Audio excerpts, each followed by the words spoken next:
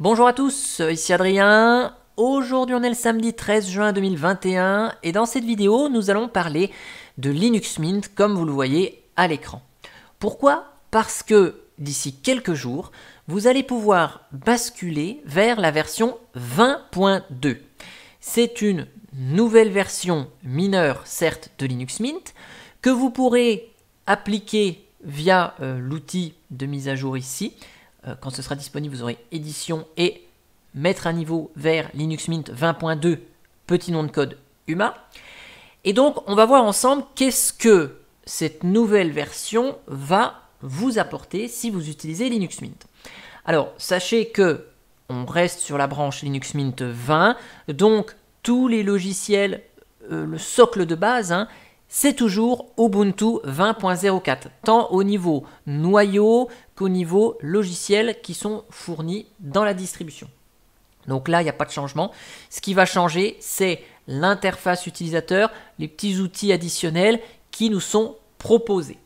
Alors, première chose, on va avoir un outil qui va nous permettre de renommer des fichiers en masse. Donc vous tapez renommeur de fichiers, on va le trouver, ce petit utilitaire qui s'appelle Bulky. Et donc, il est disponible sur les éditions Maté et Cinnamon et va nous permettre de renommer des fichiers suivant un certain nombre de critères. Donc là, par exemple, je vais aller dans Documents, très bien, j'ai un certain nombre de fichiers. Ok, donc je vais renommer les 9 premiers.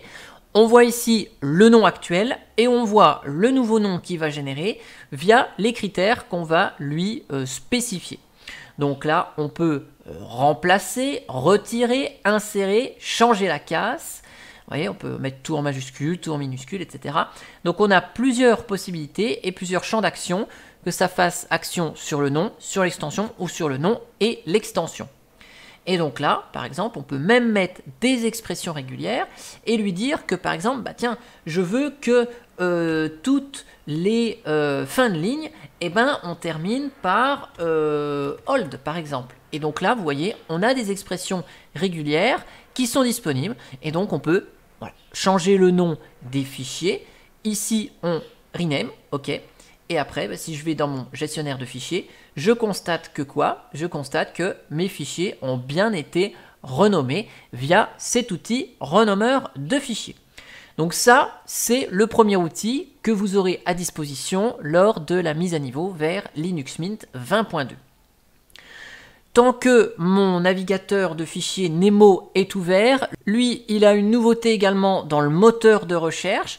On va pouvoir toujours rechercher des fichiers par leur nom, ça, il n'y a pas de problème, mais on va pouvoir également rechercher des choses par le contenu du fichier. C'est l'équivalent du grep, vous savez, quand on est en terminal, on va pouvoir faire un grep, pourquoi pas de manière récursive, et rechercher un motif dans un fichier. Ici, on va ouvrir le script, par exemple, on va regarder ce qu'il y a de beau. Tiens, on va essayer de chercher autoreconf. Donc, en ligne de commande, on fait grep-r si on veut du récursif, autoreconf, hop, et puis on cherche ce qu'il y a de beau. Et donc là, vous voyez qu'il nous sort notre script.sh. Et bien là, si je tape autoreconf, que je valide avec entrée la recherche, et bien vous voyez, il arrive à me trouver mon script.sh qui contient le mot autoreconf.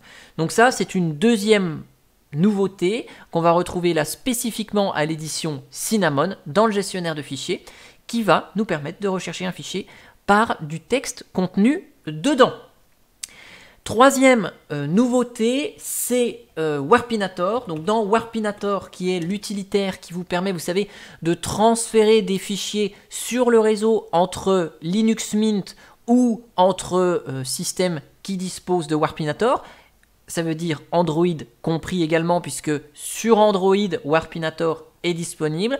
On a une petite nouveauté dans les préférences de Warpinator qui va nous offrir la possibilité de partager des fichiers suivant une interface réseau spécifique. Là, vous voyez, par défaut, c'est automatique, mais vous pouvez spécifier une interface réseau bien particulière. Par exemple, si vous avez un ordinateur portable et que vous avez et une connexion filaire et une connexion sans fil, vous pouvez lui dire non, attends, je veux toujours utiliser la connexion filaire pour que ça aille plus vite et pas qu'il aille se connecter sur le Wi-Fi qui peut avoir des performances moindres. Donc là, c'est une option supplémentaire qui a été ajoutée dans Warpinator.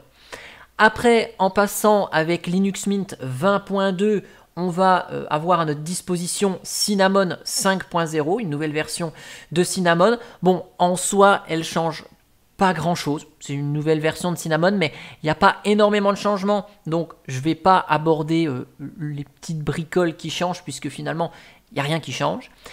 Et pour terminer cette petite revue des nouveautés, on va avoir des choses assez intéressantes dans le gestionnaire de mise à jour ici. Les mises à jour vont être sont triables ou vont être affichées par type. Et donc là, vous voyez pour chacune des mises à jour, s'il s'agit d'une mise à jour de sécurité, une mise à jour de logiciel. Si je vais un peu plus bas, vous voyez, il y a des mises à jour avec une petite planète qui indique que ce sont des mises à jour de logiciels tiers, des dépôts additionnels. Et si vous le souhaitez, vous pouvez activer dans les préférences du gestionnaire de mise à jour, dans l'onglet automatisation, plusieurs options ici. Update Cinnamon Spice Automatically, ça veut dire que là, le gestionnaire de mise à jour va vous permettre de mettre à jour également les extensions de Cinnamon, les fameux Spice que vous pouvez rajouter ici.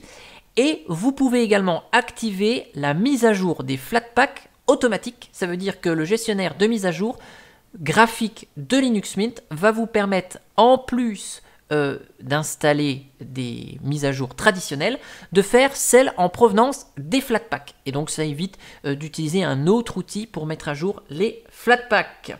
Voilà à peu près les nouveautés que vous allez retrouver dans Linux Mint 20.2. Donc bien sûr, quand ce sera publié, vous ferez édition et mettre à niveau vers Linux Mint UMA, qui est le nom de code de cette nouvelle version de Linux Mint.